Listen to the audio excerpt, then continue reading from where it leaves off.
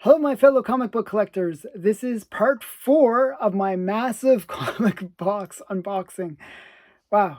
And I'm only at the halfway stage, so it just gives you a sense of how big of a box this is, that I had to go through so many videos to get to this part. Um, but in the last video, there was a few comics that I didn't show that I should have showed. And I kind of wanted to show them now. So these is Master Comics number 13. This is one that I was super excited to get because, as I was mentioning in the previous videos, I'm a big fan of Golden Age female characters, and this one is the first appearance of a pretty cool character. What's that here? So I'm just going to show it. It's a low grade. It's graded. It was graded as a 0.5 because it is missing this big chunk out of the front cover. Fortunately, it doesn't detract from the main emphasis of the front cover, and that's why I decided to pick it up. And it was in that price range that I could afford for this comic. This is a great Nazi cover. You know, you got Hitler being punched on the cover. And it is the first appearance of Bullet Girl. So this is Bullet Girl right here. Before, she was in Nickel Comics #1 as Susan Kent, and it's like kind of the girlfriend for Bullet Man. But she never had the superpowers, and she didn't take the serum until this book. So this is the book where she becomes a superhero too. So this is Master Comics number 13. And it's a great Nazi cover. It's got so much going on for it. And it's her origin story, so it's got a lot going for it. This is from 1940, so it's pretty early, like 1941, actually, I think. So really early superhero woman as well. So that's kind of cool.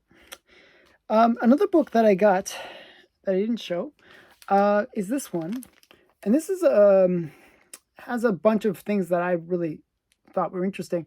So this was a book it's a graphic novel that was recommended by somebody else. I forgot what their channel is. They recommended top 10 books that they really enjoyed, and this was one of them. And it's a book that I would have been interested in if I had known about it. I didn't even know about this book until I saw their list. And it's Did You Hear What Ernie Gein Did? Had done. Gein done. Okay. So basically Eddie, I'm calling him Ernie. Eddie Gein. Eddie Gein is this serial killer, and he is the person that is sort of the origin character, like the real life story for the character of Psycho.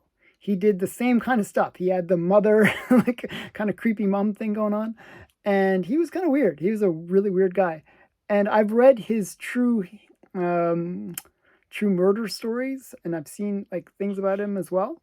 So this is the graphic novel about him, and it's by a creator that I really, really like, Eric Powell. He's the guy that creates Goon. I'm a big fan of Goon, and this is his artwork inside. So Eric Powell, he actually won the Eisner Award for both his writing and artwork. So just a really great collaboration between Harold, I'm not going to pronounce his name totally wrong, Sketcher, and Eric Powell. So just a really great book. I'm super looking forward to actually reading this book. I'll even read this book instead of just leaving it in the bag all the time.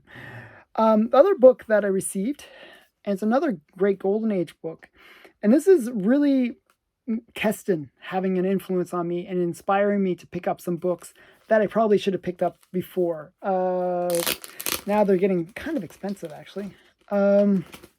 Now, if you haven't watched Keston's old school comics, I definitely recommend you check out his channel. He's got some pretty amazing books.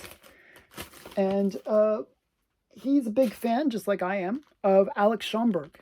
And so I saw this book, and this is Startling Comics. This is my very first copy of Startling Comics. I was super excited to finally get a Startling Comics in my collection. And I like these kind of golden age women. Though it's only a back of her, I thought it was still a great cover. This is a low grade. It's one that I believe, I'm hoping somebody out there can maybe help me on this one. But I believe a lot of this writing that's on it, if you look at it, somebody wrote in pencil, which is good. They didn't write in pen, it was written in pencil, and they wrote all over the cover. I think if that was removed and this book was cleaned, it could present quite well. And then it has a major spine roll, as you can see. And I think that can be fixed. So because of those reasons, it was graded as a 1.8, which is really low grade. But I have a feeling the staples are intact, and it could be pressed out, it could be cleaned up, and I think it could get like a 3.0. I'm thinking, I'm hoping. Don't quote me on that, but I'd love to see somebody kind of bring this book back to life. I'd be really interested in that, because I really do love Alex Schomburg. His artwork is just amazing. This is one of his airbrush covers. This is a series that has the famous Bender cover. So this is not the Bender cover, but that is probably the most famous cover from the series. But pretty much all of the comics from the series are pretty expensive. And this one was in that affordable range. It's like still a couple $100 for this book. So definitely one that I wanted. Okay, so I'm now going to climb up and get some more books out of the box.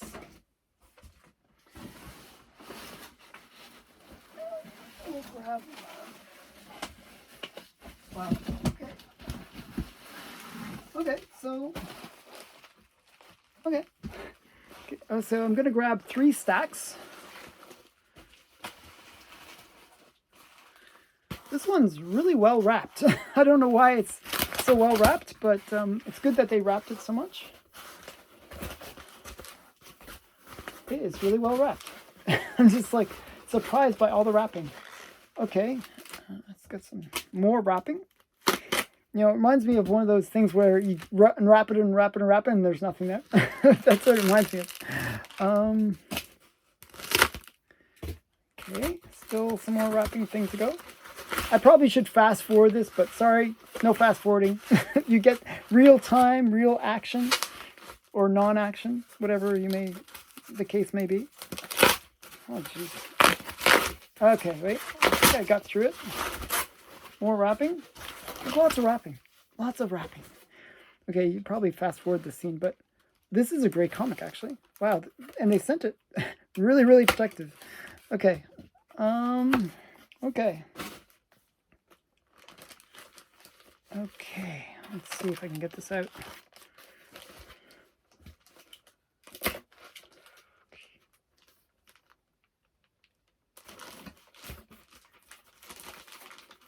Okay, this is interesting. If I can, now I'm getting attacked by all the tape on it.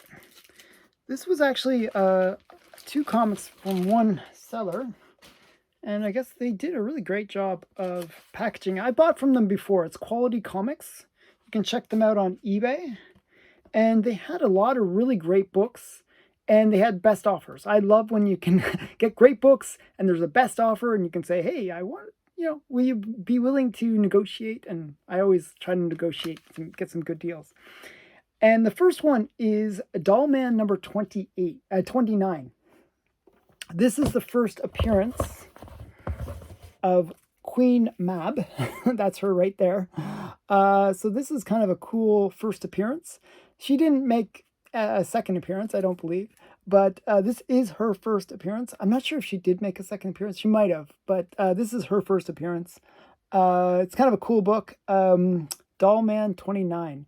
I like Little Women. I like miniaturized people. I think it's kind of cool. I was kind of obsessed with that when I was a kid. I like the idea of miniatures and stuff. So it kind of brought me into this modern era where I like little people. So this is Dollman, and Dollman's actually a pretty great series.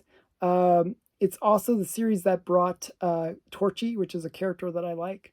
But this is just a cool Golden Age first appearance. So Dollman 29.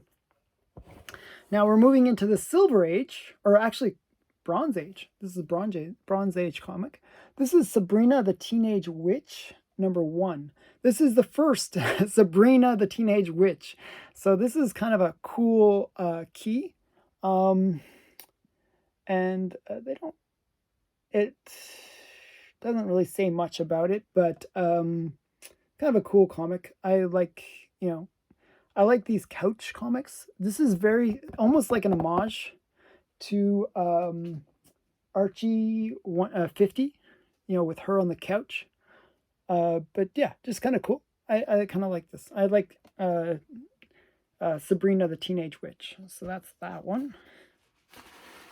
And then we got, I think, another slab. This feels like another slab.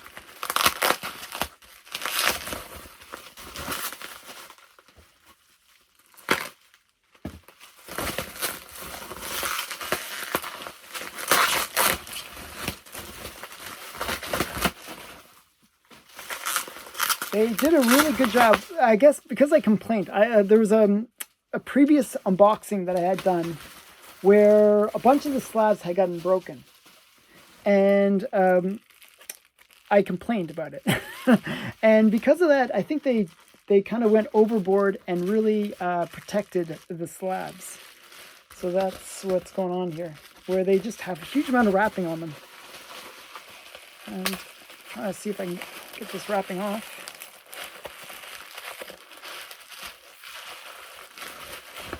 It's actually really hard to get off. It's a bit of a workout here.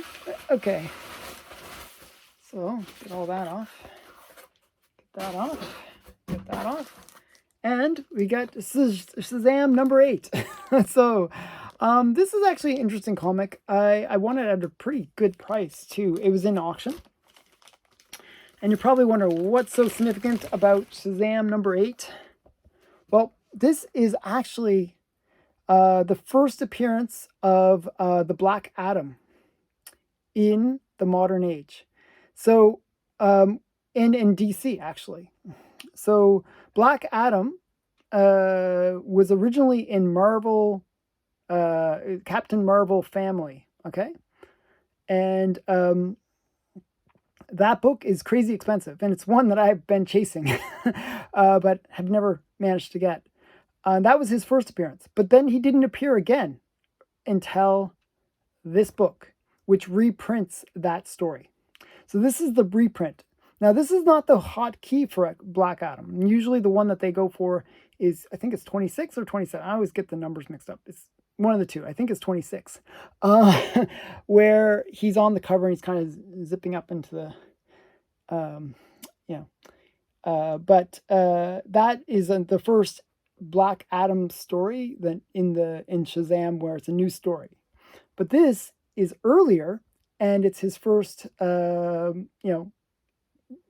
appearance in Shazam, and it's his first appearance in DC. So it's kind of a key that's a little bit under the radar. Not many people realize how important this book is. So Shazam number 8, the first appearance of Black Adam. It doesn't say that. It says 100-page super spectacular reprints the first appearance of Black Adam and Mr. Tawny. So you got double key going on this one. It's kind of cool. Okay. So that's one I actually bought a couple issues of that one by accident. I didn't think I was going to win the auction, but I won the auction and won a raw copy of it as well. So you might see that in here as well. Okay. Now we got another slab. This unboxing has a lot more slabs in it.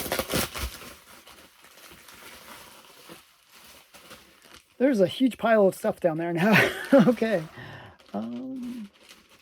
This is actually a really nice comic. And I think I already had this, but I didn't have it as a slab, so I kind of wanted to get it as a slab. It's Spider-Gwen number 1. And this is the first series for Spider-Gwen. It's just a really nice comic. Really cool, kind of great colors for it. Spider-Gwen is one of those characters that I do believe they're going to kind of build. She's going to be in the next Into the Spider-Verse, and that's her second time that she's in a movie. So this is a character that has a lot of legs to her. Definitely one that I think is a really great pickup, and I picked it up pretty cheaply, so I was quite happy. So this is her first series, Spider-Gwen #1 from 2015. And then we got another slab. Oh, wow. I really like this one. I didn't realize it was in this order. I thought I was getting this later, actually. So I'm excited to get this so quickly. I thought it was in the next one. Okay. This is a very important book, Albedo #3. This is actually a pretty cool book, and I actually got it really cheaply. Somebody had it on eBay where it was the lowest price. It was the lowest price of all the issues on there. It's a 7.5. It is sort of a high mid grade. But even for this grade, it was well priced, like $100 below everyone else, basically. And but it still had best offer. So me, I'm the guy that negotiates. I try to get whatever deal I can get. If I can get a few dollars off the price, I will do so, because I really want to get the best price for whatever I buy. So he negotiated, and I was able to get a pretty good deal. So this is the first or second appearance, I should say, of Usagi Yojimbo. Okay, I believe there's also something else, but on the back you get to see Usagi Yojimbo. This is not his first cover appearance or anything special like that. He's on Albedo #2 on the cover. So, but this is a cool back cover with Usagi Yojimbo. And it's great that it is slabbed, because imagine if you put this in, if you were putting it as a raw, it would be with the back holder. You wouldn't see the cover. So, it's important to be able to see that back cover. So this is Albedo #3. The second appearance of Usagi Yojimbo. So kind of cool. I really like that. And it's from 1985. Okay, so that is it for this unboxing. I think I actually can maybe do one more, and then it will be pretty much the whole unboxing. So stay tuned for that. That's going to be the next one. And there's some really great stuff, some more Golden Age, I believe. And thanks for watching, and likes, comments, subscribe, all that stuff. Thanks. Okay, bye for now.